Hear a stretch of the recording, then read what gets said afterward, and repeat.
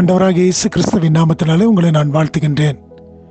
இந்த புதிய நாளுக்குள்ளாய் நானும் நீங்களும் பிரவேசித்திருக்கும் பொழுது கர்த்தர் மாறாதவராக இருந்து நம்மை இம்மட்டுமாக வழிநடத்தி வந்திருக்கிறார் என்பதை நாம் மறுபடியுமாய் நினைவு கூறும்படியாய் தேவன் நமக்கு இந்த புதிய நாளையும் கூட நமக்கு கொடுத்திருக்கின்றார்.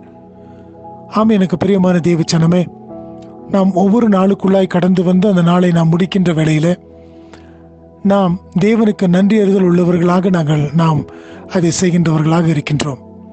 காலை வேளை துவங்கி இரவு மட்டுமாக தேவன் நம்மை பாதுகாத்துக் கொள்ளுகின்றார். நமக்கு வேண்டிய எல்லா கிருபைகளையும் ஒத்தாசைகளையும் அவர் தருகின்றவராக இருக்கின்றார்.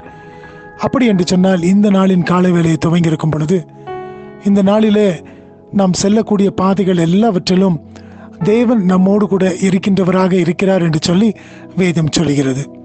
ஆகினாலே எனக்கு பிரியமானவர்களே, நீங்கள் சோர்ந்து போக வேண்டிய அவசியம் அல்ல. ஏனென்று சொன்னால், ஆண்டவராகிய இயேசு கிறிஸ்து உங்களை நடத்துகின்றவராக, உங்களுடைய தேவைகளை சந்திக்கின்றவராய், உங்களை விசாரிக்கின்ற தேவனாய் இருக்கின்றபடியினாலே நீங்கள் அவரை நோக்கி பார்த்து, நீர் எங்களுக்குள்ளாக வாசம் பண்ணுகின்றபடியினாலே நாங்கள் இப்படிப்பட்ட ஆசீர்வாதத்தை பெற்றிருக்கிறோம் என்று சொல்லும்படியான கிருபையின் நேரத்திற்குள்ளாக நானும் நீங்களும் கடந்து வந்திருக்கின்றோம். ஒரு புதிய நாளை நமக்கு தந்து இந்த நாளிலும் கூட நானும் நீங்களும் சுகத்தோடும் பலத்தோடும் இந்த நாளை துவங்கும்படியாக கர்த்தருடைய சமூகத்தில் இந்த வார்த்தைகளை கேட்கும்படியாய் தேவன் நமக்கு உதவி செய்திருக்கின்றார். எத்தனையோ பேருக்கு இல்லாத ஒரு கிருபை, ஒரு பாக்கியம் உங்களுக்கும் எனக்கும் கொடுக்கப்பட்டிருக்கின்றது. ஆகினாலே இவைகளின் நிமித்தமாக நானும் நீங்களும் எண்ணத்தை தெரிந்து கொள்ளுகின்றோம். கர்த்தர் நம்மோடு கூட இருக்கும் பொழுது நானும் நீங்களும் அசைக்கப்படாதபடிக்கு நிலையாய் நிற்கின்றவர்களாக, ஸ்திரமாய் காணப்படுகின்றவர்களாக இருக்கிறோம் என்று சொல்லி வேதம் சொல்லுவது போல நானும் நீங்களும் இன்றைக்கு அசைக்கப்படக்கூடாதபடிக்கு அவர் நம்மோடு கூட இருக்கின்ற தேவனாக இருக்கின்றார். ஒரு வசனத்தை நான் வாசிக்கின்றேன். சங்கீதம் 46:11 வசனம். Psalm 46:11. சேனைகளின் கர்த்தர் நம்மோடு இருக்கிறார், யாக்கோபின் தேவன் நமக்கு உயர்ந்த அடைக்கலமானவர். எனக்கு பிரியமானவர்களே, இந்த நாளின் காலவேளையிலும் கூட தேவ வசனம் சொல்லுகிற விதமாக சேனைகளின் கர்த்தர் நம்மோடு கூட இருக்கின்றார்.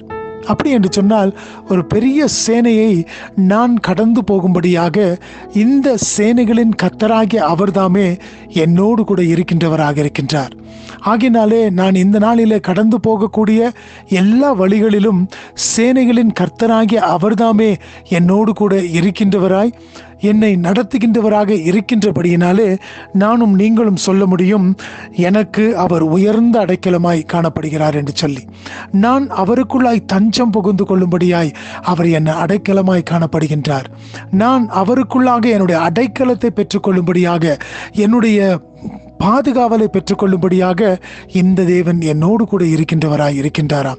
இவர் எப்படிப்பட்டவர்? சேனைகளின் கர்த்தராய் இருக்கின்றார். அவர் பராக்கிரமசாலியாய் இருக்கின்றார்.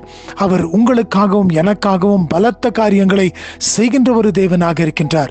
ஆகினாலே இந்த நாளை துவங்கி இருக்கும் பொழுது இந்த சேனைகளின் கர்த்தராகிய இயேசு கிறிஸ்து தாமே நம்மோடு கூட இருந்து இன்றைக்கு பெரிய காரியங்களை செய்ய போகின்றார். ஏனென்று சொன்னால், அவர் உங்களையும் என்னையும் நினைவு கூர்ந்திருக்கின்றார், உங்களையும் என்னையும் மறவாமல் இருக்கின்றார். இந்த ஒரு விசுவாச அறிக்கையை செய்தவர்களாக இந்த நாளுக்குள்ளாய் நாம் கடந்து செல்வோம். தேவன் நமக்கு வேண்டிய எல்லா கிருபைகளையும் ஒத்தாசைகளையும் அவர் தர அவர் போதுமான தேவனாக இருக்கின்றார்.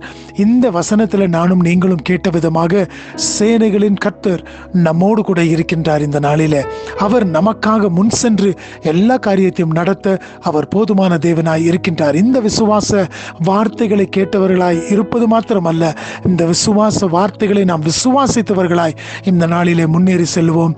தேவன் தாமே இந்த நாளை நமக்கு ஆசீர்வதித்து கொடுப்பாராக. ஆமென்.